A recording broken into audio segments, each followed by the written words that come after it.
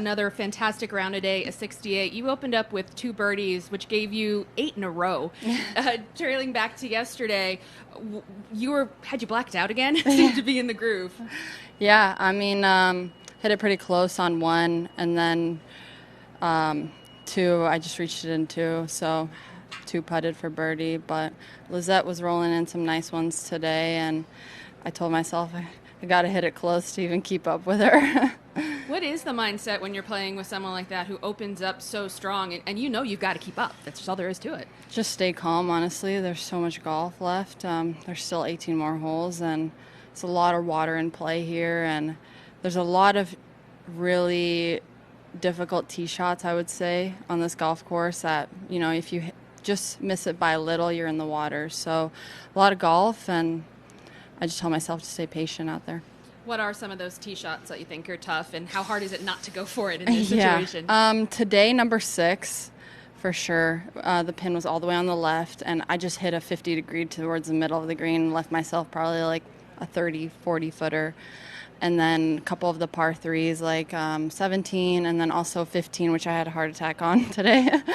But it's just about playing smart and taking your opportunities when you can. Mm-hmm. Absolutely. We'll start with questions with Steve. When 2 players like this sort of separate themselves, how do you remain in stroke play mode and not start paying close attention to the person next to you? And what do you and Jay talk about to get you in that mindset? Well, you come up with a game plan for the week, and you tell yourself, I asked them today what holes they've moved the tee boxes up on and what holes I can probably reach them into. So you just stick to your game plan, and you kind of don't sway from it, because it's very easy to do that when you're draining putts on top of each other. So, and you tell yourself that there's so much golf left that, you can't win it on a Saturday, but you can definitely lose it. Shane, Amelia, Zephyr? Yeah, you talked about this is something where you could fall way behind, but you're not necessarily going to win today. To you, did this feel like part 1 of a 2-part story a little bit? Yeah, a bit. It was a lot of fun, honestly. It was a cool experience today, especially with the fans, but you still had to keep yourself in it and not make sure that Lizette doesn't get ahead of you too much. Amelia? Yeah, both you and Lizette opened with some great birdies, and then on the back 9, I was wondering if it's a little bit more difficult or maybe more water in play. I think you had 1 birdie and Lizette didn't have a birdie. Yeah, I would say that the pins you just kind of didn't want to go for. Also, later on in the day, it's really hot out today, and I would say we both got a little tired. So making sure that you just hit smart shots and don't risk anything. I risked it on number 15, that par 5, and I swear to God, I gave myself a heart attack.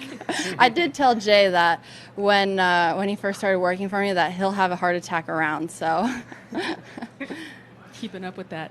Zephyr? You're known as a relatively quick player on tour. I'm just wondering, whenever you play with someone who might not match your cadence quite as well, does it make it difficult to establish a rhythm? Yeah, it's definitely made it difficult before. There's days that are easier than others. When you're playing well, it's not that bad, but when you're not necessarily playing so great, you get a little ticked off for sure. But making sure your caddy, you have a good game plan, and just talking about something other than golf helps a lot. Was the pace today okay for your liking? Yeah, I thought the pace was pretty good today. We're going to come down here to Patrick. Hi, a couple of quick ones from CNN Sports. You used the word fun earlier. What's it like bringing the best out of each other, you and your playing partner there? What's that like, and how do you both take your games to such incredible heights out there? I don't know. I guess, it started on number 1. Lizette drained a really long putt, and I had a decent look at birdie. And I think, when you get into that mindset of kind of egging each other on, it's fun, but it's also nerve-wracking, and your adrenaline definitely gets up there. I think towards the back 9, after 15, I just couldn't get my adrenaline to kind of level out, and I was just flying my iron so much further than. And just a quick follow-up, what's the plan now for the next few hours this Saturday evening ahead? And how do you keep your focus with such a huge career prize potentially on the line here? Just relax, spend some time with family. Boyfriend's out here, mom's out here, so just try to take your mind off of golf. to Shane and then down to Amy. Yeah, that was kind of going to be my question, but maybe I'll press more specifics. Do you watch TV? Do you watch movies? Do you just chill out and talk? What do you do? Yesterday I watched the Olympic trials in gymnastics, so that was fun. What's it called? Hockey, Stanley Cup's on, so I watch other sports and try to get my mind off of it, yeah. Amy? Sorry if this has been asked. I obviously joined late. When we talked last week about your kind of renewed outlook and trying to feel more positive and put less pressure on yourself, by kind of opening up about that and getting that out, do you feel like that unburdened you in any way? Yeah, I mean, as I said, there's days that are so much easier than others. Like today I kind of struggled with it, where I was like, my adrenaline was definitely up there and I was a little bit more serious and not having as much fun. And then there's days like yesterday where I was just having so much fun. So it's kind of like an ongoing battle, I think. You're going to have that throughout your career. But as long as you and your caddy are on the same page and you keep it light out there, I think it helps a lot. Can you describe what the feeling was like before when you were kind of holding all of that in and you were feeling that pressure? What is that like for you?